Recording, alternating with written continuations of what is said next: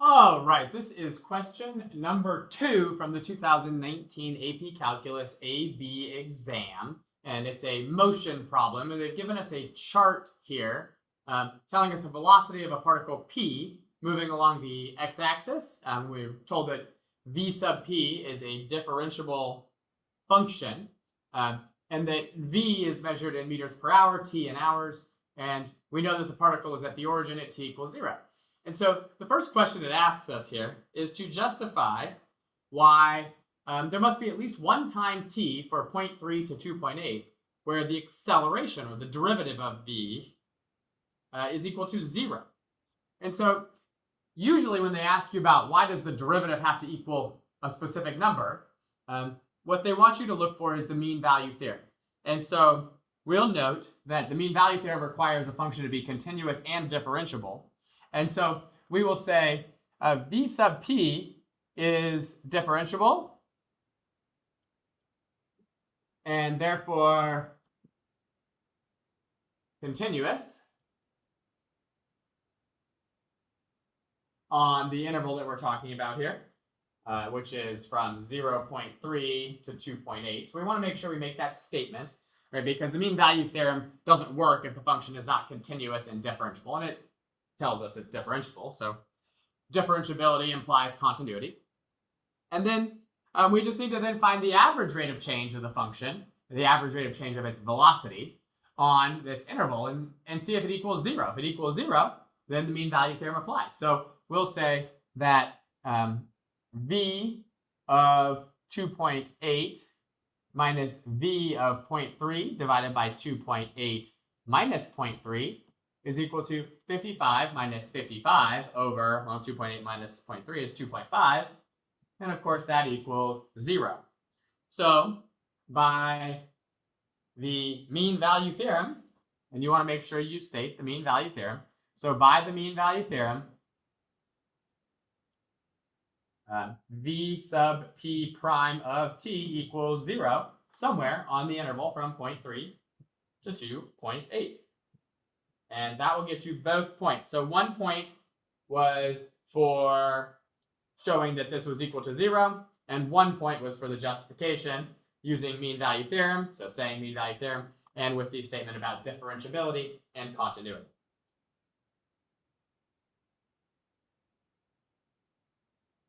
Part B here is asking us to use a trapezoidal sum with the 3 subintervals from 0 to 0.3, 0.3 to 1.7, and 1.7 to 2.8 to approximate the value of the integral of v sub p of t from 0 to 2.8. So we just need to set up a trapezoidal sum here. The first height of the trapezoid is the width from 0 to 0.3, so that's 0.3. And then we're going to multiply that by 55 plus 0 divided by 2, right? That's our 2 velocities on the first interval there.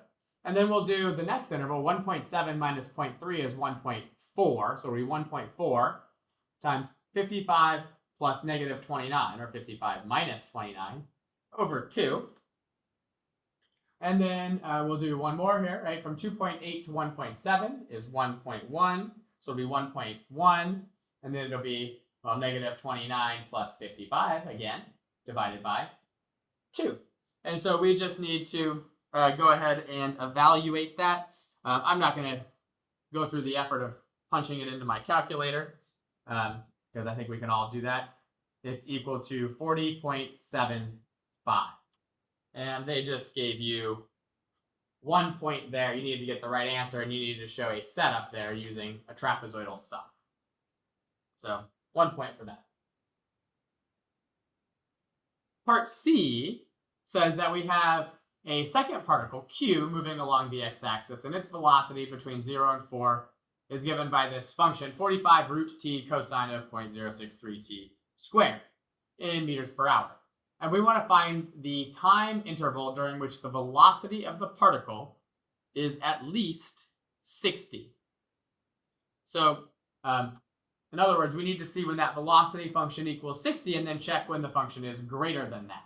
And then we want to find the total distance traveled by the particle during the interval on which its velocity is at least 60. So first thing we'll do is we'll just set v sub q of t equal to 60, and we'll graph it on our graphing calculator. We can either do v sub q of t, graph that, and graph y equals 60, or we can graph v sub q minus 60, and then see when that has x-intercepts. So that's what I'm going to do, is I'm going to graph v sub q minus 60. You don't necessarily need to write that as you do it. So I'm going to go to my graphing calculator here, and we'll go into our y equals, and v sub q of t was 45 times the square root of t, so we'll use x, and then times the cosine of 0.063 x squared, and that's what we want to graph, minus 60. And we're talking about on the interval from 0 to 4. So before I graph it, I'm just going to click Window. And then I'm going to go down to Xmin, or start on Xmin and put it as 0 and Xmax as 4. And now I'm going to hit Graph, and I can see that my velocities there, minus 60, are equal to 0 in a couple places on this interval. So we need to find those places. So we'll hit Second Trace. Option 2 is 0. And we'll scroll to the left, so we're the left of the first x-intercept, and hit Enter. And then we'll scroll to the right and hit Enter. And then we'll hit Enter again, and it gives us 1.8661815. So we will write that down. We'll call it at t equals, we'll call it a. I like to assign a little variable for these so I don't have to keep writing it over and over again. And that was 1.8661815. And then we'll find the other one, which we're going to call t equals b. So we'll go back to our graph here. We'll hit Second Trace again, choose option 2 for 0, and scroll over till we're kind of close to that other x-intercept, which might take a little bit of time here, but that's okay. Good enough, hit Enter. Now it says right bound. We move to the right, hit Enter. It says guess, hit Enter. And you get 3.5191744. So we'll put that down. That was 3.5191744. And so we found these two places. So it asks us the time interval. So we're going to say v sub q of t is greater than, and let's see, it asks for when is it at least 60. So we'll say greater than or equal to 60. And so then now we're going to include those endpoints there. So we'll say on the interval from A to B. And of course, you can write out the numbers if you want, but since we've defined them as A and B, it's perfectly okay to write A to B, just like that. So that is worth 1 point, just finding that interval. And then the second thing it asks for is to find the total distance traveled by the particle during the interval on which the velocity is at least 60 meters per hour. Well, we know then that what we need to do is an integral from A to B of our speed function, which is the absolute value of v sub q of t. Now, we could get away with not doing the absolute value here because we know that the velocity was greater than 60 on this interval, which means the velocity was never negative on this interval.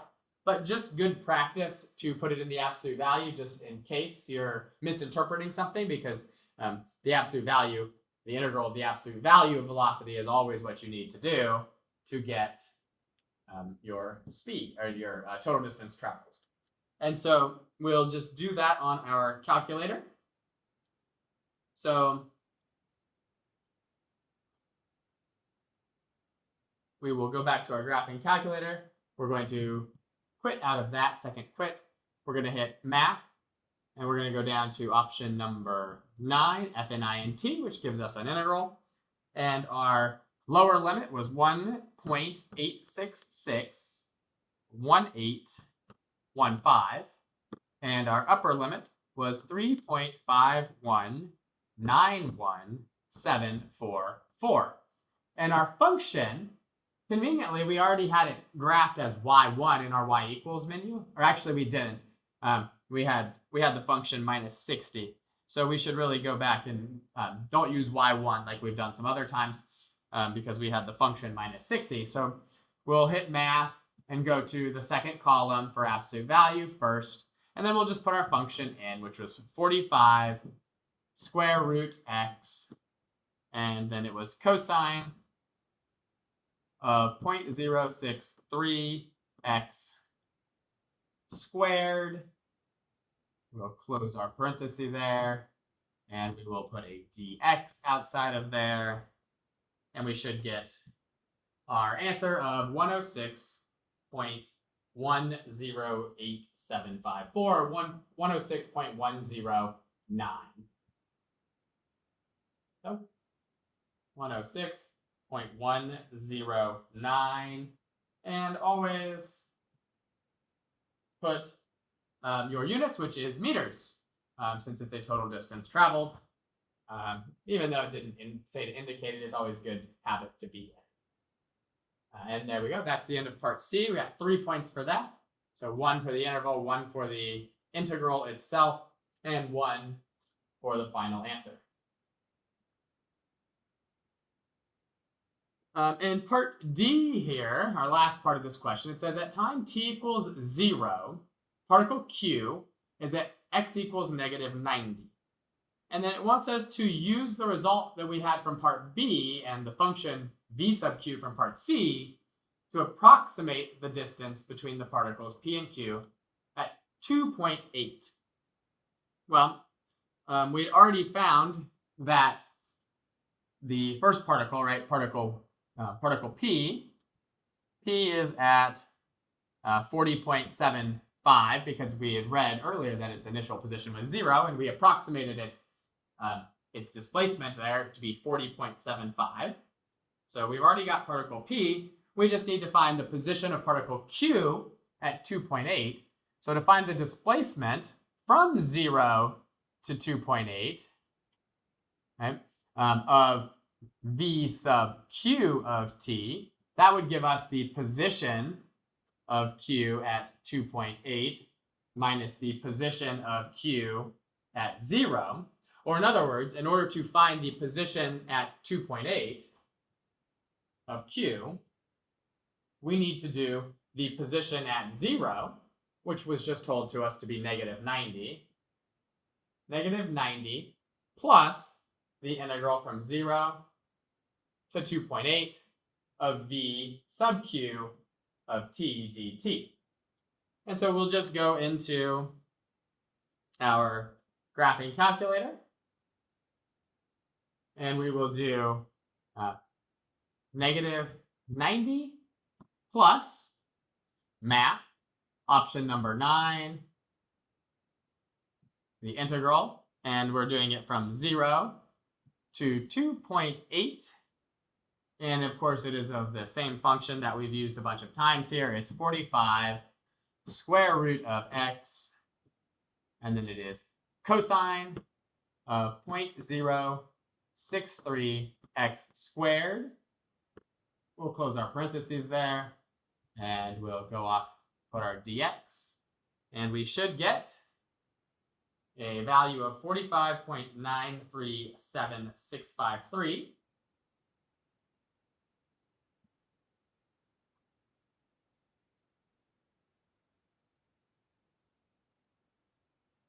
Not 973, 937. 937,653. And of course, the question says approximate the distance between the two particles. So we'll just then go ahead and do 45. I said 45. Maybe I should write 45 here. 45.937653 minus the 40.75, which of course we can just do right here. Minus 40.75 gives us 5.188 when we round. So 5.188 meters apart.